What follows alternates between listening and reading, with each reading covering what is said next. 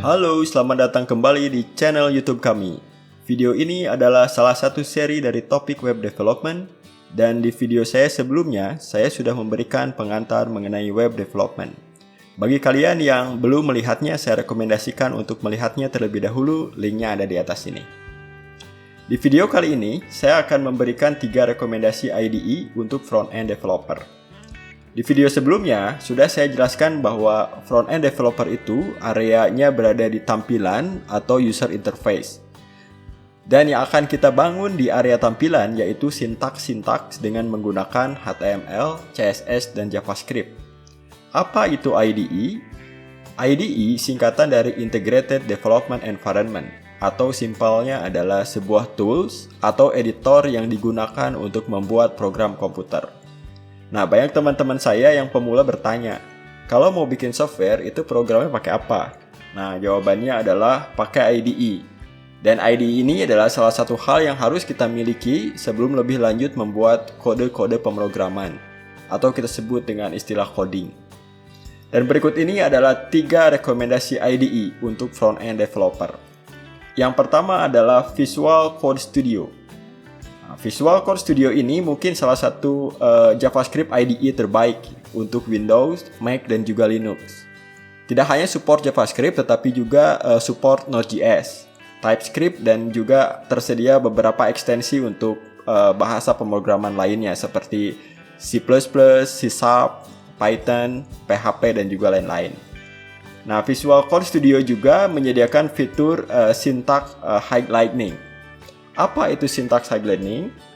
Syntax highlighting akan merubah tulisan menjadi warna-warni sehingga memudahkan kita dalam membaca codingan. Nah, ini adalah salah satu contoh perbandingan standar rendering dan syntax highlighting. Lebih mudah dibaca, bukan? Kemudian ada autocomplete. Fitur autocomplete ini sangat amat penting dalam dunia perkodingan. Kenapa? Karena kita tidak mungkin menghafalkan semua nama-nama fungsi dalam suatu program. So, fitur autocomplete ini akan sangat-sangat menolong dalam mencari nama function yang tersedia. Ini adalah salah satu contohnya. Kita hanya cukup menuliskan sebagian kata, kemudian IDE akan memberikan suggestion nama-nama function yang berhubungan dengan keyword yang kita tuliskan. Yang kedua adalah Sublime Text. Sublime adalah salah satu IDE top terbaik untuk JavaScript editor gratis dan tersedia untuk Windows, Mac, dan juga Linux. Nah, Sublime ini terbilang sangat simpel dan memiliki fitur yang lengkap seperti autocomplete, highlighting, dan juga memiliki banyak plugin open source. Kemudian dia support multiple selection. Nah, fitur ini sangat membantu kalau misalkan kita mau nge-rename suatu nama variabel. Kemudian bisa dengan cepat mencari suatu files atau function dengan fitur go to anything. Dan juga kita bisa membuka function definition dengan mudah menggunakan fitur go to definition. Dan yang terakhir adalah pencariannya yang sangat cepat. Nah, walaupun ukuran filenya itu sangat besar, itu Sublime bisa dengan cepat mencari suatu teks atau kata.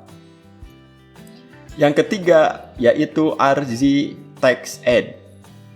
Nah, RZTextEd adalah salah satu source editor yang cukup powerful untuk web development, termasuk PHP, ASP, JavaScript, HTML, dan tentunya CSS.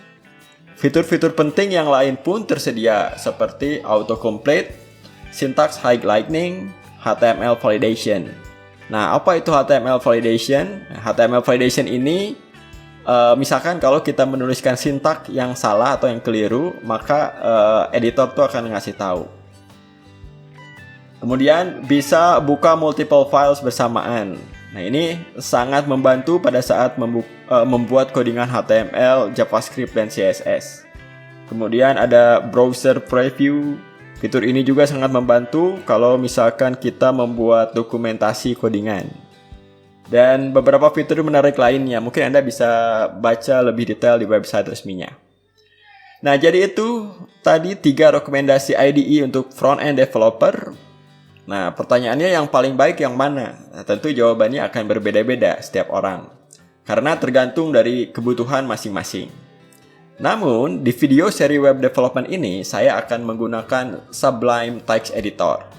Kenapa? Karena menurut saya itu sangat ringan dan cocok untuk pemula. Oke, sekian untuk video kita kali ini, dan tonton juga tutorial coding HTML di video berikutnya. Jika video ini dirasa bermanfaat, silahkan like and subscribe. Juga share ke teman-teman lainnya. Terima kasih sudah menonton video ini. Bye-bye.